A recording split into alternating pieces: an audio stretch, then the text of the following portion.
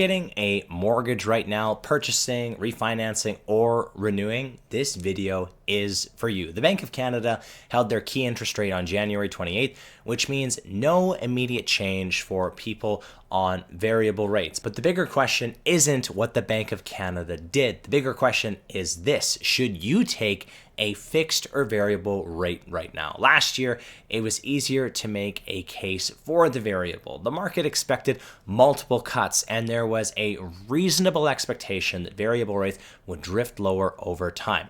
Going into 2026, that's not nearly as clear. Most forecasts are not calling for aggressive cuts. So in this video, I'm going to give you a clean framework to decide fixed versus variable based on your personal situation, not on anecdotes, not on headlines, and not on the advice that worked in a different market. Near the end, I'm also going to give you a mortgage rate update for Canadians so you can know where your pricing sits today. For those of you who don't know me, my name is Ron Caroni. I'm a mortgage broker based in Saskatchewan. I'm also licensed in Alberta. I've been a broker for the past 5 years, and a large part of my job is helping clients compare not only rates, but mortgage terms, including penalties and restrictions, so they don't end up paying for the wrong product later. I also put out content like this because people deserve clear explanations of what's happening in the mortgage market without confusion or sales pressure. So let's hop in. What's changed in 2026? The biggest change going into this year isn't that rates are suddenly high or suddenly low. The change is the direction and certainty. Last year, there was a strong thesis for variable. Inflation was cooling, and it looked very likely that the Bank of Canada would cut throughout the year. Choosing variable meant you could participate in those cuts. This year, the thesis is weaker. With the Bank of Canada holding and fewer predictions of aggressive cuts, the choice becomes less about riding a cut cycle and more about selecting the right mortgage structure. So now fixed versus variable becomes a decision about flexibility and penalty risk, payment predictability, and how much uncertainty your household can reasonably tolerate. Who should be paying attention?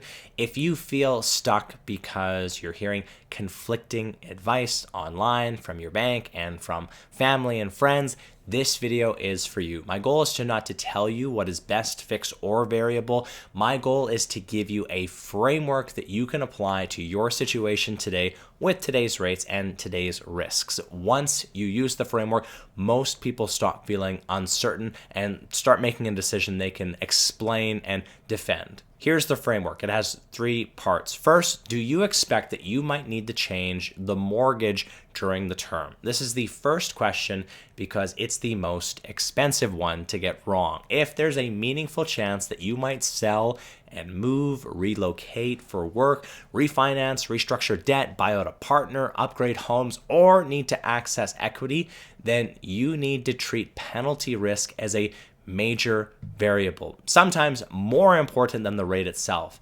In many cases, the variable rate mortgages are going to be simpler and cheaper to break because many have a 3-month interest penalty.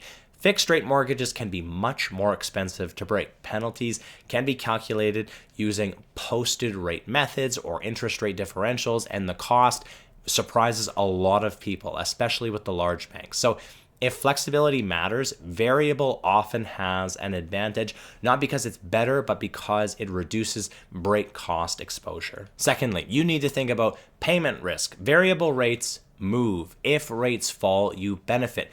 If rates rise, your cost increases. This isn't about guessing, it's about budget reality. Ask yourself, if rates rise, can my household carry the payment increase without forcing a rushed decision later? If the answer is yes, variable is often a reasonable structure. If the answer is no, and even a modest increase would create stress, fixed may be the cleaner decision because you eliminate payment uncertainty for the term. Third, you need to decide what structure you want the mortgage to have.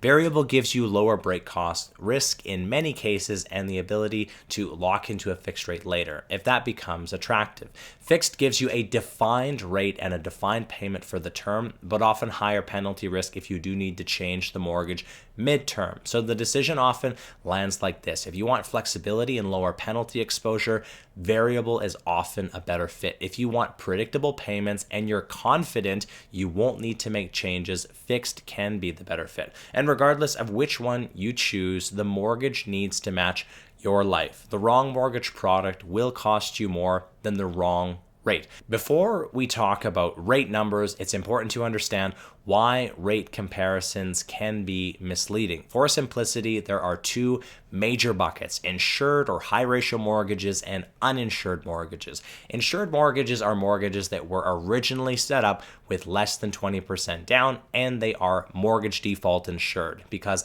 lender risk is reduced through the insurance, these borrowers often access the lowest rates in the market. Uninsured rates are anything else. This includes refinances, longer amortizations, larger or higher value homes, and many renewals. Uninsured mortgages usually carry higher rates because the lender has more risk. So when someone tells you a rate they saw online, that doesn't automatically mean it applies to you or your situation. Here's where rates are currently sitting as of the beginning of February. These can change based on lender promotions, mortgage size, and borrower strength, but here are the reasonable market ranges for now. For insured high ratio fixed rates, the best 3-year insured fixed rates are around the 4% range. The best 5-year fixed rates are also just above that 4% range. The best one I'm seeing right now is 4.14. For uninsured fixed rates, the best 3-year uninsured fixed rate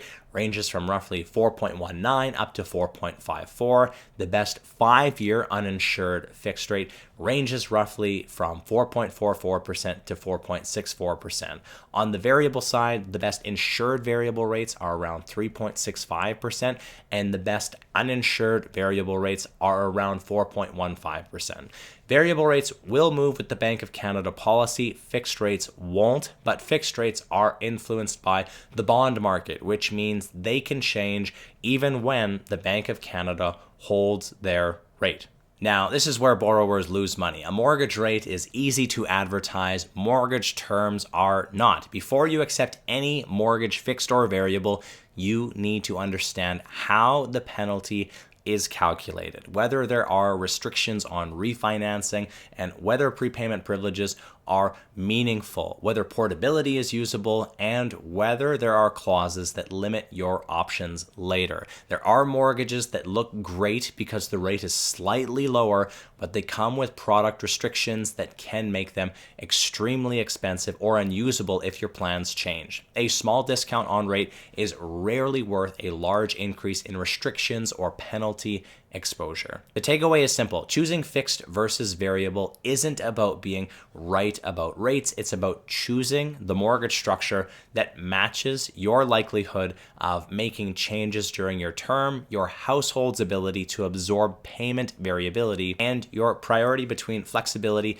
and predictability. Variable is often attractive for borrowers who want flexibility and lower break cost exposure. Fixed is often attractive for borrowers who want payment stability and can confidently commit to the term without needing changes. If you want help running through this properly based on your timeline, your cash flow, and your options, I'm happy to walk you through it. I am licensed in both Alberta and Saskatchewan to do mortgages, so don't hesitate to book a call with me and see if we might be able to work together. If you found this helpful, look at subscribing to the channel. I'll keep these updates coming as rates and lender pricings evolve.